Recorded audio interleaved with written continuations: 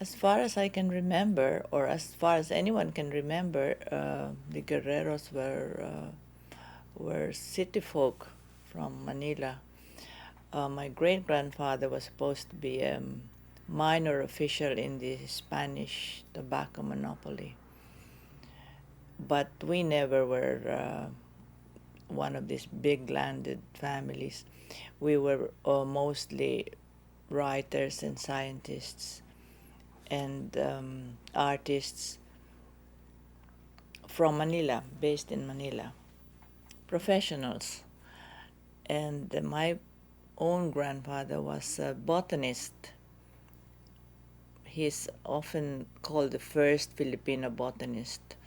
He was he went to the Ateneo, went to Santo Tomas, which were the big religious universities.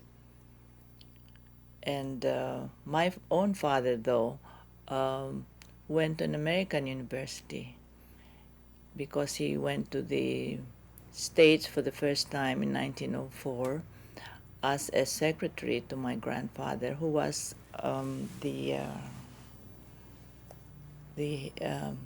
head of the Philippine delegation to the St. Louis Exposition. He said he would tell me about how when he landed, he and the rest of the Philippine delegation landed in America for the first time, and they got off the steamer and they were wearing silk hats and cutaways, and the Americans were quite surprised. I suppose they expected him to be wearing a G-string. So he would say, the Americans know very little about us. They don't realize how advanced we really are and how educated we've been without them.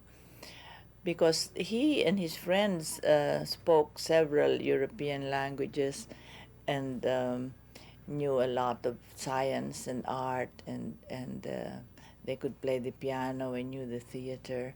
So he was sort always outraged and indignant that Americans would patronize them. He was very often contemptuous of the fact that the Americans he met would take for granted that Filipinos owed whatever westernization or civilization they had or was owed to the Americans. He thought it this very he thought it ridiculous.